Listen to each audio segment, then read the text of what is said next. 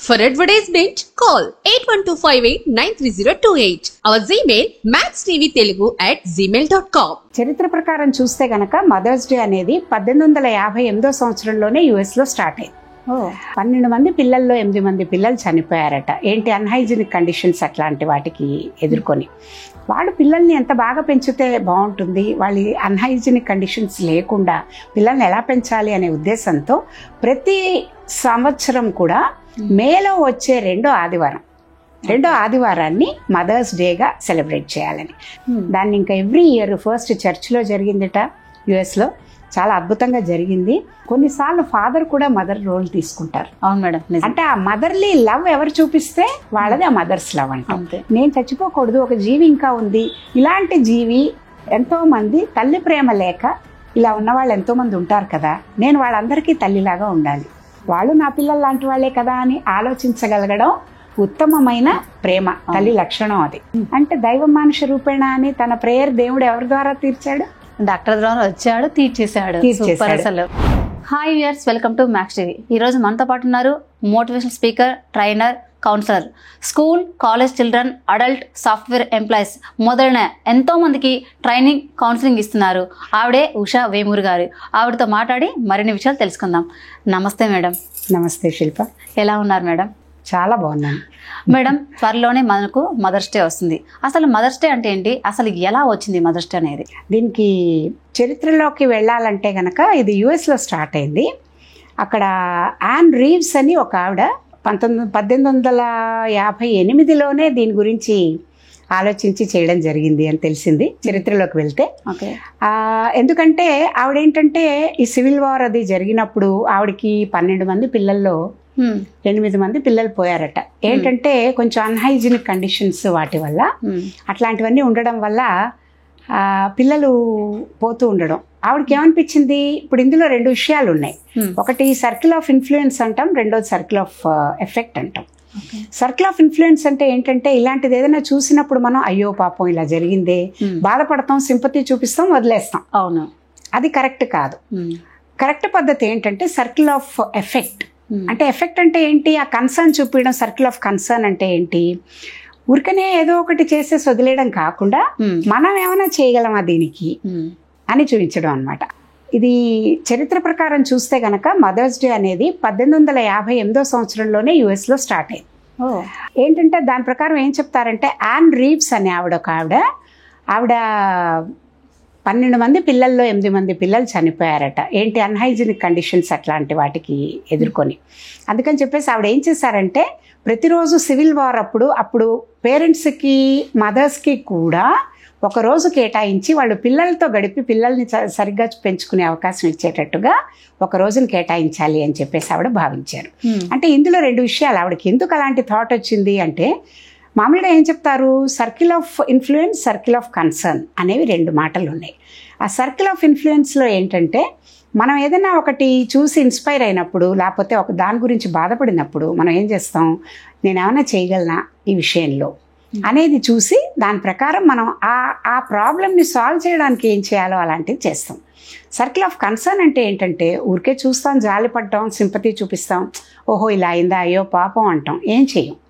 ఆవిడ ఏం చేశారు, అలా ఉండిపోకుండా ఇలా తల్లిళ్ళకి ఒక రోజు కేటాయించి వాళ్ళు పిల్లల్ని ఎంత బాగా పెంచితే బాగుంటుంది, వాళ్ళ అన్హైజీనిక్ కండిషన్స్ లేకుండా పిల్లల్ని ఎలా పెంచాలి అనే ఉద్దేశంతో ప్రతి సంవత్సరం కూడా మేలో వచ్చే రెండో ఆదివారాన్ని మదర్స్ డేగా సెలబ్రేట్ చేయాలని అది ఆవిడ మొదలుపెట్టారు. వాళ్ళ అమ్మాయి కూడా ఏంటంటే ఆవిడ పోయాక 1914 నుంచో ఎప్పటి నుంచో కంటిన్యూస్గా అఫీషియల్గా దాన్ని ఇంకా ఎవ్రీ ఇయర్ ఫస్ట్ చర్చ్లో జరిగిందిట యుఎస్లో. చాలా అద్భుతంగా జరిగింది. దాని రెస్పాన్స్ అది చూసుకుని ఇంక అప్పటి నుంచి కూడా ప్రతి సంవత్సరం చేస్తున్నారంటారు. ఇది వెస్ట్రన్ కల్చర్ నుంచి మనకు వచ్చింది చెప్పుకుంటే బ్యాక్గ్రౌండ్ హిస్టారికల్గా ఇది. కానీ మన కల్చర్లో సనాతన ధర్మం అతి గొప్పది. మన హిందూ సాంప్రదాయం అనకూడదు, సనాతన ధర్మం అంటే భారతదేశం విడిపోక ముందు ఎప్పటి నుంచో ఎన్నో వేల సంవత్సరాల నుంచి ఉన్నప్పుడు మన భారతదేశ సంస్కృతిలో ఏంటంటే హిందూ ధర్మం అనే కాకుండా ఏ ధర్మం అయినా సనాతన ధర్మం అని మనం చెప్పుకుంటున్నాం. కాబట్టి ఆ ధర్మంలో తల్లికి అత్యద్భుతమైన స్థానం, అధికమైన స్థానం ఇవ్వబడింది. ఎందుకు, పిల్లలు పుట్టారు అని అంటే ఎక్కడి నుంచి పుడుతున్నారు? తల్లి ఊంబులోంచి, తల్లి నుంచి ఎక్స్టెన్షన్ పిల్ల. అవును. ఒక మొక్క నుంచి ఎలా అయితే కొమ్మ ఒక సీడ్ నుంచి వచ్చి ఒక మొక్క వచ్చినప్పుడు ఆ మొక్క నుంచి పక్క నుంచి కొమ్మలు వేర్లు దీని నుంచి ఎలా వస్తాయో అలాగే తల్లి బాడీ నుంచి వచ్చింది పిల్ల. కాబట్టి అన్ని రిలేషన్షిప్స్ కంటే కూడా క్లోజెస్ట్ రిలేషన్షిప్ ఏదని చెప్తారు? Mother and child. ఆ రిలేషన్షిప్ ని మించింది ఇంకేదీ లేదు. వేరే అన్నీ కూడా లా ప్రకారం వచ్చినవో లేకపోతే మనకు వేరే వాళ్ళతో ఫ్రెండ్షిప్ అనో వేరేదనో వస్తాయి. కానీ పిల్లలతో వచ్చే రిలేషన్షిప్ బాండ్ మటుకు సంథింగ్ డిఫరెంట్. మదర్ ఎక్స్టెన్షనే పిల్ల. అలా తెలుసుకున్నప్పుడు మనకి వేదం ప్రకారం ఏం చెప్తారు? ప్రతి వాళ్ళకి 5 మదర్స్ ఉన్నారని చెప్తారు. మాత అంటే వేదం చెప్తుంది. ఎలా మేడం అది? ఎలా అంటే దాన్ని ఎవరెవరంటే వాళ్ళు మొదటగా ఏం చెప్తారు? వేదమాత. వేదము అసలు ఎవరు రాసింది కాదు, వేదం దానంతట అదే పుట్టింది అని చెప్పేసి ఎవరు కూడా దాన్ని డైరెక్ట్ చేయలేదు, రాయలేదు. అలాగే వచ్చింది, సౌండ్ ద్వారా వచ్చి అలా పుట్టింది అనమాట. సో వేదమాత ఫస్ట్ అందరికీ మాత. రెండోది భూమాత. భూమి మీద మనం భూమి లేకుండా ఎవరం పుట్టలేదు కదా. చెట్టు అవని ఏదైనా అవని భూమి నుంచి పుట్టాల్సిందే కదా, భూమాత. మూడోది ఏంటి? దేశమాత. ఇప్పుడు మనకి మన భారతదేశం, మన భారత, వేరే ఏదో మనం వెళ్ళి అమెరికన్స్ అన్నాం అనుకో, వాళ్ళ దేశం దేశమాత వాళ్ళకి గొప్పది, వాళ్ళ కల్చర్ లో వాళ్ళ దేశం వాళ్ళకి గొప్పది. తర్వాత గోమాత. గోమాత, అవును. గోమాత ఎందుకు? మనందరికీ కూడా మనం పుట్టక ముందు నుంచి మదర్ ఎలా అయితే పిల్లల తిండి గురించి ఆలోచించి భగవంతుడు ఆవిడకి వాళ్ళ పోషణ కూడా ఎలాగా ఏర్పాటు చేశాడో అలాగే గోవు ద్వారా కూడా గో క్షీరాన్ని మనం తీసుకోవడానికి వీలుగా గోవు నుంచి వచ్చే ప్రతి పదార్థం, నెయ్యి కానీ లేకపోతే పాలు కానీ పెరుగు కానీ గోమూత్రంతో కూడా ట్రీట్మెంట్ కూడా చేయొచ్చు అని చెప్పేసి క్యాన్సర్ అలాంటి రోగాలకు కూడా ఎంతో అద్భుతమైన ట్రీట్మెంట్ చేస్తారు. పొల్యూషన్ కి కూడా అగెయిన్స్ట్ గా ఆ గోవు నుంచి తయారు చేసిన పేడ ఏదైతే ఉంటుందో దాంతో తయారు చేసిన దీంతో చేసిన హోమాలు యజ్ఞాలు వీటికి కూడా ఎన్విరాన్మెంట్ ని ప్రొటెక్ట్ చేసే శక్తి ఉంది. అందుకని గోవుని మనం అన్నిటికంటే ఎక్కువ మనం భగవంతుడిలాగా గోమాత అని చెప్పి ప్రార్థిస్తాము, కొలుస్తాం. ఆ గోమాత 4వది. 5వది మనకి దేహమాత, 4వది దేశమాత, దానికంటే ముందుది. ఇంతమంది ఉన్నారు, 5 మాతలు ఉన్నారు. ఆ 5 మాతల్లో ఇప్పుడు మనం వస్తే దేహమాత అంటే మనం మామూలుగా చెప్పుకుంటున్న మన మదర్. మన మదర్ని మనం దేహమాత, ఈ దేహం ఇచ్చింది మనకి అని. అంటే మనం ఎలా చూస్తాం దీన్ని అంటే, అమ్మకి మనం అమ్మైనప్పుడు తప్ప మనకు అమ్మ పడిన కష్టాలు తెలియదు ఆడవాళ్ళకైతే. మగవాళ్ళకైతే వాళ్ళు చూసి సెన్సిటివ్గా అయ్యో నా కోసం అమ్మ ఇంత చేస్తోంది అని చూసి తెలుసుకుంటే తెలుస్తుంది. కానీ మనం కూడా తల్లి అయినప్పుడే ప్రతి అమ్మాయికి కూడా తల్లి ఎంత విలువైనది, ఎలా చేసింది అనేది మనం ఎక్స్పీరియన్స్ చేస్తాం. అవునా కదా శోభ? ఎగ్జాక్ట్లీ కదా.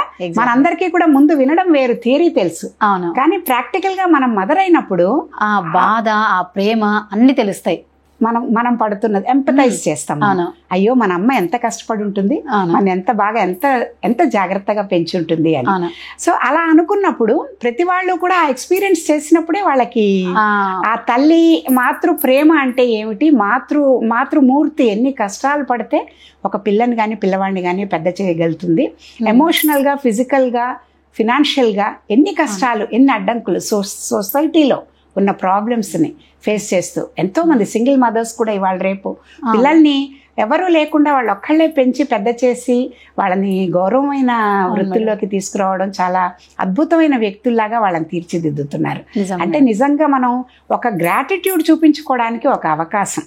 ఇప్పుడు మదర్స్ డే అంటే మనం ఏదో బొకేలు కొనుక్కురావడం, స్వీట్స్ కొనుక్కురావడం, అమ్మకి ఏదో ఒక 10,000 పెట్టి చీర కొనియడం, ఇది మాత్రమే కాదు.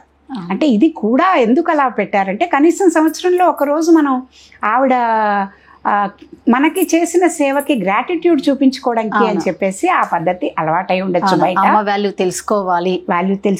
మనం ఇచ్చే ఎంతో అమ్మ రుణం ఎప్పుడూ తీర్చుకోలేము, తల్లిదండ్రుల రుణం తీర్చుకోలేం, గురువుల రుణం తీర్చుకోలేం. కానీ మనకున్న లిమిటెడ్ పరిధిలో కనీసం గ్రాటిట్యూడ్ చూపించుకేందుకు ఒక చిన్న అవకాశం. అందుకని ఆ చిన్న అవకాశాన్ని మనం ఏదో ఒక మనకిష్టమైన ఒక గిఫ్ట్ రూపంలో ఏదో ఇచ్చి మనం సంతోషపడతాం. అంతేకాని తల్లి మటుకు ఆ గిఫ్ట్ల కోసం కానీ లేకపోతే అది చూసి తన చెయ్యదు. ఎందుకంటే సెల్ఫ్లెస్గా ఏదైనా రిలేషన్షిప్ ప్రపంచంలో ఉంది అంటే అస్సలు స్వార్థం లేకుండా ఏమీ ఎక్స్పెక్ట్ చేయకుండా అన్కండిషనల్గా ప్రేమించగలిగిన వ్యక్తి ఎవరు అంటే ఒక తల్లి. కదా. అవును. ఇలా అన్నప్పుడు మనం ఒట్టి మదరు మనకి బర్త్ ఇచ్చిన మదర్ అనే అనుకోక్కర్లేదు. మన సిస్టర్ అవ్వచ్చు, మన ఆంట్ అవ్వచ్చు. అవును. కొన్నిసార్లు ఫాదర్ కూడా మదర్ రోల్ తీసుకుంటారు. అవును మేడం. అంటే ఆ మదర్లీ లవ్ ఎవరు చూపిస్తే వాళ్ళది ఆ మదర్స్ లవ్ అంతే. అంటే. మదర్ అనగానే బయలాజికల్ గా ఓన్లీ ఒక లేడీ అని, ఒక ఆడావిడే అని అనుకోక్కర్లేదు. ఆ మదర్లీ లవ్, అన్కండిషనల్ లవ్ ఎవరైతే మనకి ఇస్తారో, కొంతమంది చక్కగా ఆంటీల దగ్గర వాళ్ళ దగ్గర పెరుగుతారు. కొంతమంది పెళ్లి చేసుకోకపోయినా, నాకు తెలిసి ఎంతో మంది ఫ్రెండ్స్ ఆర్ఫనేజెస్ రన్ చేస్తున్న వాళ్ళు పెళ్లిళ్ళు చేసుకోరు, వాళ్ళు ఎవరు ఉండరు, కానీ వాళ్ళు వీళ్ళకి మదర్ కంటే ఎక్కువ 1000 మదర్స్ లవ్ ఇస్తారు వాళ్ళు. అవును మేడం. అలా పెంచుతూ ఉంటారు. ఎంతో మంది ఆర్ఫన్స్ వాళ్ళు చెప్తారు, అక్క లేకపోతే అసలు నేను ఏమైపోయేదాన్ని, అక్క నన్ను ఎంత జాగ్రత్తగా పెంచుకుంది, చాలా హ్యాపీ అనిపిస్తుంది అలాంటివి విన్నప్పుడు. సో బయలాజికల్ గా బర్త్ ఇచ్చిన మదర్ ఒకటే కాకపోయినా, మదర్లీ లవ్ చూపించిన ప్రతి వాళ్ళు కూడా మదరే. నీకెవరైనా గుర్తొస్తున్నారా అలాగా? ఉన్నారు మేడం. నాకైతే మదర్ తెరీసా అంటే చాలా ఇష్టము. ఒక అమ్మగా ఎంత మందికి హెల్ప్ చేసిందో తెలుసా, అసలు చెప్పలేము ఇంకా ఆమె గురించి. మదర్ తెరీసా అంటే నాకు జ్ఞాపకం చేసావు, చాలా థ్యాంక్స్. నేను కలకట్టా వెళ్ళినప్పుడు, నేను నార్త్ ఈస్టర్న్ స్టేట్స్ అన్ని చూడడానికి వెళ్ళినప్పుడు 2 రోజులు హోలీ టైంలో నేను ఆఫ్ తీసుకుని, అంటే ఢిల్లీలో కలకట్టాలో మేము వీళ్ళతో పాటు విడిపోయి మేము వెళ్ళిన గ్రూప్తో, నేను కలకట్టా నుంచి శాంతినికేతన్ వెళ్ళి అక్కడ మొత్తం రవీంద్రనాథ్ ఠాగూర్ది చూడాలనే ఉత్సాహంతో అదీను, మళ్ళీ రిటర్న్ వచ్చాక అక్కడ సెలబ్రేషన్స్ చూసి వచ్చాక కలకట్టాలో మదర్ తెరీసా హోమ్కి వెళ్ళొచ్చాను. Super madam. ఎందుకంటే ఇషిత అని నా ఫ్రెండ్ ఒక అమ్మాయి అక్కడ ట్రైనింగ్ చేస్తున్నప్పుడు నాకు హోస్ట్ చేసిన అమ్మాయి ఉంది. ఆ ఇషిత ఏం చేసిందంటే నన్ను ఇలా ఎక్కడ చూడాలనుకుంటున్నారు మేడం అంటే, నేను చెప్పాను మదర్ తెరీసా హోమ్ చూడాలనుకుంటున్నాను, నిర్మల్ హృదయ్, అక్కడికి వెళ్ళి చూడాలి అనుకుంటున్నాను అని. నిజంగా ఎంత అద్భుతం, ఎంత శాంతి దొరుకుతుందంటే అసలు నిజంగా అక్కడికి వెళ్ళి చూస్తే, అక్కడ కూర్చుని ఒక క్యాండిల్ వెలిగించి అక్కడ కూర్చుని మదర్ కోసం మనం చిన్నగా ఒక థాట్, ఒక మెడిటేషన్ చేసుకుని, మదర్ ఇంత సేవ చేశారు, లెపర్స్కి సేవ చేశారు, ప్రతి వాళ్ళలో జీసస్ని చూడగలిగారు అంటే ఎంత అద్భుతమైన విషయం. ఆవిడ పెళ్లి చేసుకున్నారా, ఆవిడకి సంసారం ఉందా, ఆవిడకి పిల్లలు ఉన్నారా, ప్రపంచం అంతా ఆవిడ పిల్లలే, అలా చూశారు ఆవిడ. అలా నువ్వు అంటున్నప్పుడు మదర్ తెరీసా గురించి ఎంతో అద్భుతమైన వ్యక్తులు ఇంకా చాలా మంది ఉన్నారు. సింధు తాయి వినుంటావు, మహారాష్ట్రలో చాలా సెన్సేషన్ అసలు ఆవిడ. సింధు తాయి పడినన్ని కష్టాలు బహుశా మనకి తెలిసి చాలా తక్కువ మంది పడుంటారు. వాళ్ళ హస్బెండ్ చాలా చిన్నతనంలోనే పెళ్ళైపోతే, వాళ్ళ ఊర్లో ఎవరో జమీందారు వాళ్ళ దగ్గర పనిచేయమని అడిగినప్పుడు తన పని చేయడానికి తను ఇష్టపడకపోతే, వేరే విధమైన ప్రెషర్స్కి లొంగకపోతే, కోపం కొద్దీ వాళ్ళ ఆయనకి తన మీద, తన క్యారెక్టర్ మీద చాలా తప్పుగా చెప్పడం జరుగుతుంది. అయ్యో. అప్పటికి తన ఫుల్ ప్రెగ్నెంట్, 9 months కంప్లీట్ అయిపోయింది, ఇంకెప్పుడైనా డెలివరీ అవ్వచ్చు. ఆ హస్బెండ్కి కోపం వచ్చి చాలా అతను అది ఆపుకోలేక బాగా ఆవిడని ఫిజికల్గా కూడా చాలా అబ్యూస్ చేసి తీసుకెళ్లి గొడ్లసాలలో పడేస్తాడు. అన్నం భోజనం ఏం పెట్టకుండా. అక్కడ మొత్తం వాళ్ళకున్న ఆవులు గేదెలు అవన్నీ ఉండేది. ఇంది తనకి పెయిన్స్ వస్తూ ఉంటాయి, వాన పడుతూ ఉంటుంది, అసలు ఒక డాక్టర్ అటెండ్ అవ్వడం లేదు, ఏం లేదు, ఎంతో కష్టపడుతుంది.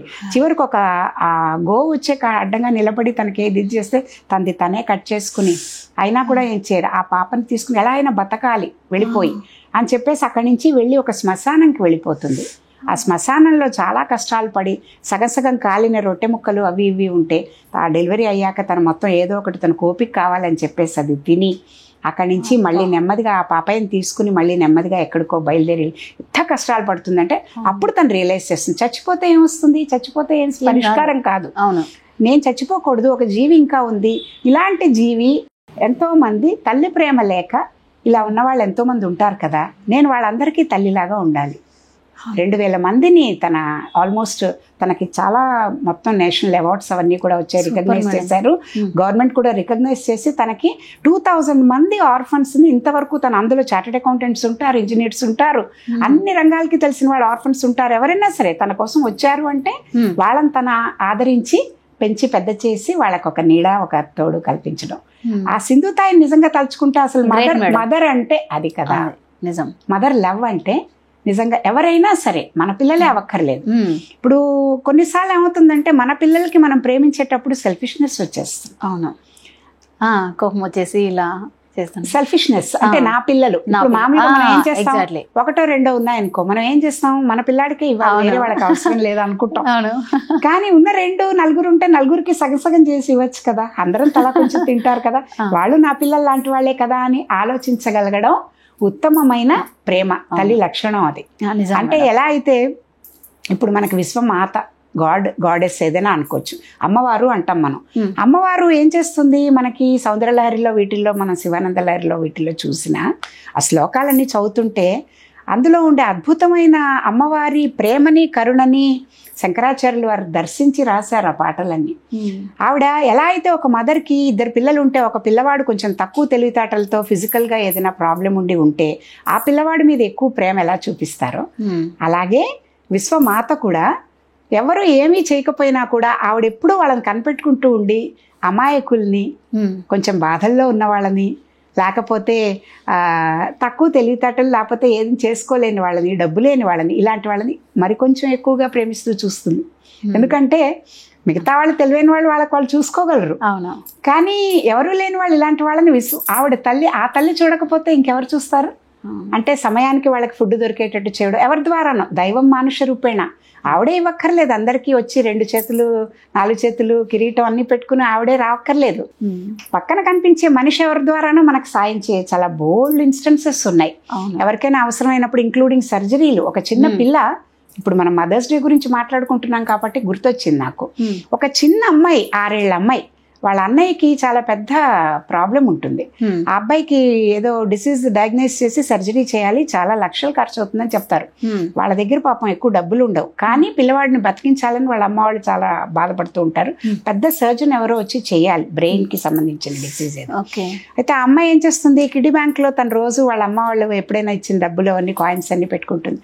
అది ఎంత తనకి 6 రూపాయలు 10 రూపాయలు అవుతాయి కాయిన్లన్నీ కలిపి.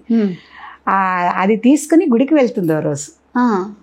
ఇది తెలిసాక గుడికి వెళ్ళి అక్కడ ఆ నేను దేవుడిని కలవాలనుకుంటున్నాను అంటే పూజారి అంటాడు, అలా దేవుడు ఇప్పుడు పడుకునే టైము, ఇప్పుడు రాడు, ఏ టైం అంటే ఆ టైం వస్తే దేవుడు వస్తాడా సరదాగా అని అంటే, అట్లా కాదు, అలా ఎలా పడుకుంటాడు, మా అన్నయ్య కొంట్లో బాగాలేకపోతే నేను ఇవన్నీ ఇవ్వడానికని వచ్చాను, ఇప్పుడు నాకు డాక్టర్ కావాలి, డాక్టర్ వచ్చి మా అన్నయ్యకి ఆపరేషన్ చేస్తే గానీ మా అన్నయ్య మామూలువాడు, నా దగ్గర ఉన్న డబ్బులు అన్నీ తీసుకొచ్చాను, ఇదిగో ఈ డబ్బులన్నీ దేవుడికి ఇస్తాను నేను అంటుంది.